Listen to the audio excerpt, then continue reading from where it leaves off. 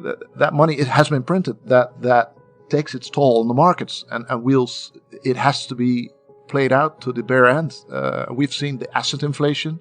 We'll now see the normal inflation, if you will, and it will hit people hard. Then why does the market sell off? Why are we selling right now? In case maybe they don't believe it, like they don't have any conviction in that belief or something. Like, why are they selling? Well, let me first say I quit my job in March, right? So I'm a full 100% Bitcoin right now, and I'm a little less connected to the markets that I was a year ago. I don't have the Bloombergs running full time, but the reason why they sell, it's of course the inflation that's spooking everybody, right? The inflation is and the official numbers are always lower than the real numbers. We all know the basket of products in the CPI is, it's a chosen basket, maybe not representative for all of us. And like Michael Saylor likes to say, the asset inflation is, of course, a much better gauge of inflation. And my personal favorite gauge is the hourly wages, because there is a product price part of the inflation equation, but there's also a labor cost part, an income part on the inflation, and that's, I think, the most clear indicator. But it doesn't matter how you look, the inflation is real and the inflation is enormous, and central banks will always deny it. But of course, that's a direct effect of the money printing that has been going on since March 2020, and that money, it has been printed, that takes its toll on the markets, and it has to be played out to the bare end. We've seen the asset inflation. We'll now see the normal inflation, if you will, and it will hit people hard. And this is why the Fed's doing what they're doing to combat inflation, right? And that's also what investors see. And maybe stock investors are, how do I say that politely? They're not the smartest investors. The bond investors, and especially the credit investors. I guess Greg Voss writes about this as well, but it's known in the markets that the more quantitatively oriented people, the big brains go to fixed income and credits, and not to stock market. What is that, like 3 times the size of the equity markets, the bond market? Yeah, exactly. It's a bigger market. It's a daily volume. Also, it's much higher, and so the stock market is lagging indicator, and it has gone up. One step back. I missed a fundamental model in Bitcoin, and being an institutional investor, okay, the technical analysis is nice and certainly helpful, but you need to have a more fundamental model from first principles, that, like the capital asset pricing model, we'll talk about it in a minute, I guess, with the equity risk premium. The capital asset pricing model says, okay, if an asset is more volatile, it should give you more return. And you cannot have a high return without that volatility, because then everybody would be a millionaire, right? So it's only the people that can stomach that volatility will be able to earn the high return. And we as Bitcoiners are very much into that, right? Because the volatility is so high. But the stock to flow model missed this. I missed this fundamental model, and that's where I, of course, read a lot about Bitcoin, the white paper, and then Savining's book, a must read, of course, for every Bitcoiner. And the scarcity part of Bitcoin is what jumps out. That's what caught me and a lot of investors. That there's only 21 million. They're scarce. They're even scarcer than gold, because even when the price goes up, normally when the price of a commodity goes up, the producers produce more of it, bringing the price down again. But with Bitcoin, you can't do that. So it's a very, very fundamental thing of Bitcoin, that it has this built-in scarcity, the 21 million coins. First, the supply. So my insight was, the scarcer an asset, the higher the market value would be, because people value scarce assets higher than non-scarce assets. It's just everybody knows that. It's with watches, with art, with everything.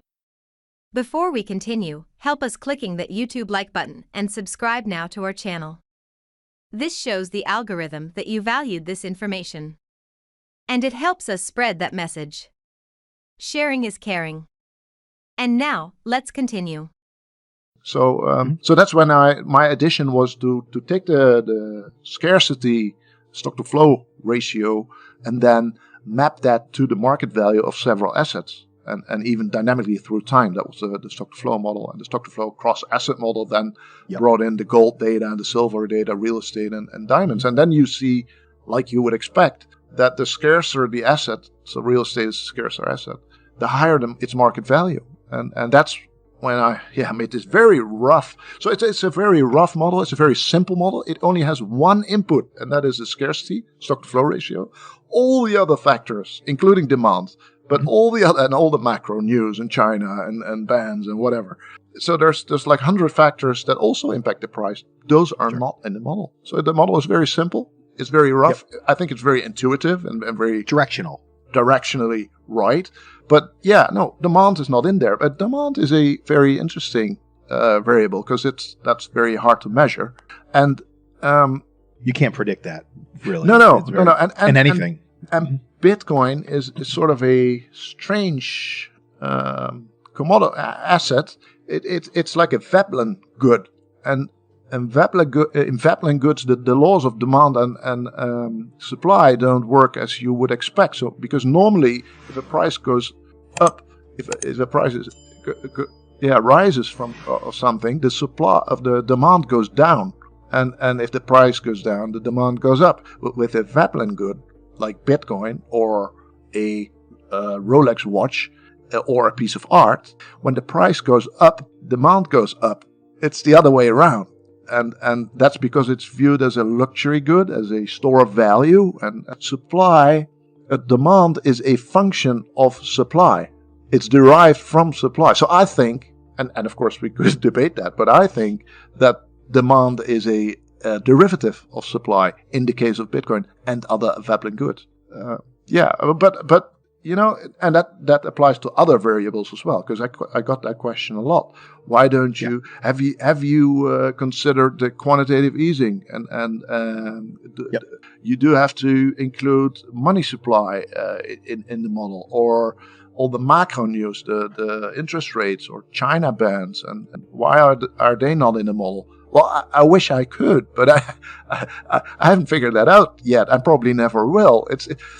So I guess it's already very astonishing that we seem to be able to predict the Bitcoin price as rough as we can as we can do it right now, but that we can do it at all. Do you want to know one thing about crypto? I made over 3,000% in profit in a few weeks. Fact is, the traditional financial system, the traditional money system makes you poor, not rich. If you want to earn $500,000, $1 million, you have to wait until you're 50, 60, 70 in the traditional financial system, and you probably will still be broke. And you will be old. This is not a sexy combination, as you can imagine. But the question is, how can you start in crypto and make these profits? Where to invest? Where to start? My name is Gunnar and I'm from Germany, as you can hear, and things are a little bit different in Germany. More about that later on. Fact is, there are lots of different cryptocurrencies. It's a gigantic universe where beginners and professionals get easily lost. But there is light at the end of the tunnel. There are 7 key steps you need to follow to become successful in this market. You have to know them, and if you fail one of them, it's literally impossible to succeed in this market. Just an example, one of the key points is your exchange, and one of the biggest are, for example, Binance and Coinbase. These are trusted and well-established exchanges, but, and this is a big but, you won't find the super profitable coins on those exchanges. The unknown super profitable coins that get gigantic profits are not traded on those kind of exchanges. They are traded on much smaller insider platforms that are barely known. And I can tell you what those super secret exchanges are and why they are so profitable. And another super important thing are the right information sources. The point is, the internet is gigantic. There are hundreds and hundreds of YouTube channels, blogs, pages, and much more. And there are also market makers and influencers. For example, Elon Musk, he is not a crypto guy, but the moment he recommended Dogecoin, it went through the roof, to the moon, so to say. But why did he recommend it? Where did he hear it from? He didn't hear it from newspapers. And believe me, he is listening to someone. But you have to know who, and you have to react before he is reacting. This is really, really important. And these are only 2 of the 7 steps you have to follow in order to be successful in crypto. And if you want to know all of these steps in much more detail, and if you want to have a comprehensive checklist, here's what you should do. There is a link below this video. Click on this link and you will get the opportunity to subscribe to my channel. Click on the link and you will see a video where I explain the next steps. So see you soon. Click on the link now. I'll see you there.